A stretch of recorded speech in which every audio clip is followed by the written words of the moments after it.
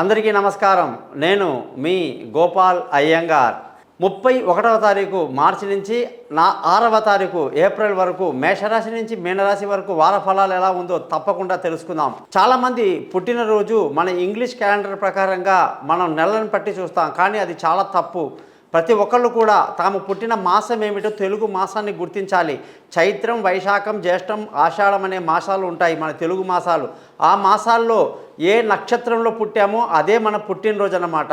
అలా కానీ ఎవరైతే పుట్టినరోజు చేసుకుని గుడికి వెళ్ళి తమ పేరు మీద అర్చన చేసి దేవుడికి నైవేద్యం సమర్పిస్తారో వాళ్ళకి 100 ఏళ్ళు దీర్ఘ ఆయుష్, సంపూర్ణ ఆరోగ్యం ఉంటుంది. కాబట్టి ఎప్పుడైనా సరే మనం పుట్టిన నక్షత్రాన్ని ఏ నెలలో పుట్టామనేది ప్రతి ఒక్కరు గుర్తుపెట్టుకొని ఆ రోజే జన్మదినం చేసుకోవాలి. ముఖ్యంగా పెద్దవాళ్ళు ఎవరైనా మరణిస్తే తాతలు, అమ్మమ్మలు, నాయనమ్మలు తిథులు ఉంటాయి, వాళ్ళ వారాల తిథులన్నీ ఉంటాయండి.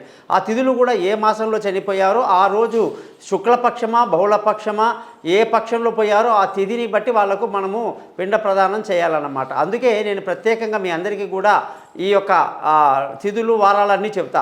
అయితే ఈ 31 మార్చి అని మీకు ఎప్పుడైతే చెప్పానో ఇది ఆదివారం నుంచి శనివారం వరకు, జ్యేష్ఠ నక్షత్రం నుంచి శతభిష నక్షత్రం వరకు, షష్ఠీ తిథి నుంచి ద్వాదశి తిథి వరకు ఉంటుందన్నమాట.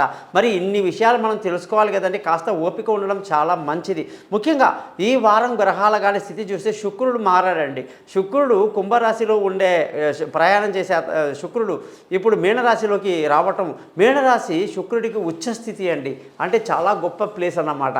మరి అటువంటి సమయంలో ఎవరైనా పుడితే వాళ్ళకి విపరీతమైనటువంటి విలాసవంతమైన జీవితాన్ని, ఆలోచనల్ని కూడా శుక్రుడు ప్రసాదిస్తాడన్నమాట.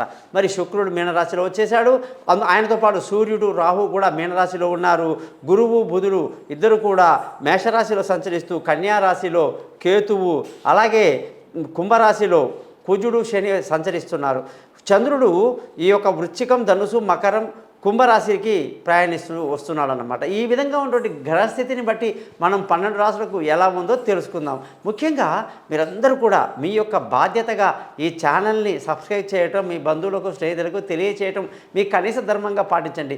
నేను thesimple.astrologer.com అని ఎందుకు పేరు పెట్టుకున్నానంటే ఈ రోజుల్లో ఉన్నటువంటి అనేక కమర్షియల్ అయిపోయింది, జ్యోతిష్యం అంటే చాలా డబ్బు లాగేస్తారు, ఇంకేదో చేస్తారని అపోహలు చాలా ఉన్నాయండి. కానీ అవన్నీ ఏమీ లేవు. కేవలం సింపుల్ అస్ట్రాలజర్ అనేది ఎందుకు పెట్టానంటే సింపుల్గా ఉంటుంది మీ జాతకాలు, సింపుల్గా పరిహారాలు చెప్తాను, మీకు ఎటువంటి టెన్షన్ లేకుండా చాలా సంతోషకరంగా. కేవలం నెగిటివిటీ ఏముండదండి, ప్రతిదానికి పరిష్కారం మాత్రమే ఉంటుంది. ఒక మంచి డాక్టర్ ఎట్లయితే రోగం గురించి మాట్లాడు రోగితో కేవలం మందులు మాత్రమే రాస్తాడనమాట, అలాగా నేను మీకు మంచిది మాత్రమే చెప్తాను. దయచేసి మీరందరూ కూడా మీ జాతకాలు తెలుసుకోవడానికి కోసం మీ date of birth, time of birth, place of birth ఈ నెంబర్కి వాట్సాప్ చేయండి.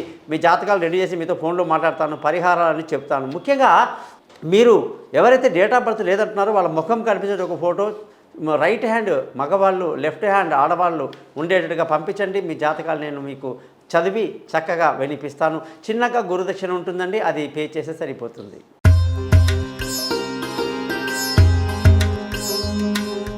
కన్యారాశి వాళ్ళకి 31వ తారీఖు మార్చి నుంచి 6వ తారీఖు ఏప్రిల్ వరకు ఈ వారంలో అష్టమంలో బుధుడు రావటం అనేక ఇబ్బందులకి కారణమవుతుంది.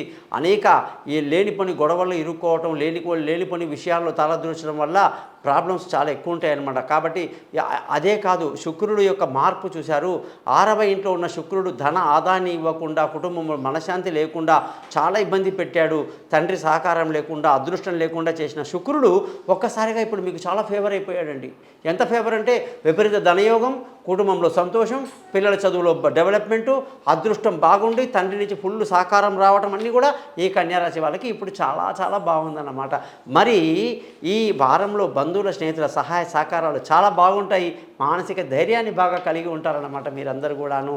ఇక విలువైన వస్తువులు, భూములు, వాహనాలు, ఇల్లు ఏదైనా కొనాలంటే మీ జాతకాలు ఒకసారి పరిశీలన చేసి కొనడం మంచిది. పిల్లల యొక్క ఆరోగ్య విషయంలో జాగ్రత్తలు తీసుకుంటూ ఉండాలి. దూర ప్రయాణాల్లో జాగ్రత్తలు తీసుకుంటుండాలి. తెలివి తక్కువ నిర్ణయాలు తీసుకొని ఇబ్బంది పడే అవకాశం అంతా బ్రహ్మాండంగా కనిపిస్తున్నాయి. ఆరోగ్యం మాత్రం చాలా బాగుంటుంది. శత్రువులు మిత్రులు అవుతారు, అప్పులు తీరుతాయి. భార్యాభర్తల మధ్య గొడవలు, ఇబ్బందులు, నానా అండర్స్టాండింగ్ కొన్ని ఇబ్బందులు ఉంటాయి, అవన్నీ తొలగిపోతాయి.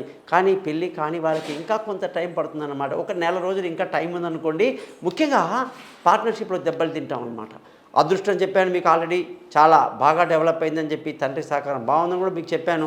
ఇక ఉద్యోగస్తులందరికీ కూడా ఉద్యోగంలో ఇబ్బందులు ఉంటాయి, ఎంత కష్టపడ్డా కూడా గుర్తింపు అనేది తక్కువగా ఉంటుంది. కొత్త ఉద్యోగంలోకి మారడానికి ఇది అనుకూలమైన సమయం కానే కాదు. తొందరపాటు నిర్ణయాలు తీసుకోవద్దు. ముఖ్యంగా మహావిష్ణువు సహస్రనామం అనేది మీకు ఎంతో ఉపయోగాన్ని ఇస్తుంది. ఇక వ్యాపారస్తులందరికీ లాభాలు బాగున్నాయి, వ్యాపారంలో మంచి డెవలప్మెంట్తో ముందుకు దూసుకెళ్ళిపోతారని చెప్తూ, ఇక ఈ వారంలో ఖర్చులు కూడా బాగా అధికంగా ఉంటాయని చెప్పాలి. ఈ కన్యారాశి వాళ్ళందరూ కూడా రోజు ఉదయం లేవగానే వారమంతా కూడా మంచి బుధమంత్రాన్ని టైం ఉన్నప్పుడంతా చదవండి. ప్రియాంగు కలికా శ్యామం రూపేణ ప్రతిమం బుధం సౌమ్యం సత్వగుణోపేతం తం బుధం ప్రణమామ్యం. ఇలాగ రోజు చదువుతూ ఉండండి, సక్సెస్ మీదే. చూశారు కదా 12 రాసులకి ఏ విధంగా ఉందో ఈ వారం చెప్పాను. మరి మీరందరూ కూడా నా యొక్క యూట్యూబ్ ఛానల్ని సబ్స్క్రైబ్ చేయడం మీ ధర్మంగా భావించండి. మీరందరూ కూడా మీ జాతకాలు తెలుసుకోవడానికి కోసము ఎటువంటి ముహూర్తాలైనా సరే, ఎటువంటి ఇబ్బందులున్నా సరే, ఆఖరికి జ్యోతిషం నేర్చుకోవాలన్నా సరే నాకు పైన ఇచ్చినటువంటి నెంబర్లో కాంటాక్ట్ చేయండి. నా ఆశీర్వాదాలు మీ అందరికీ ఎప్పుడు ఉంటాయి.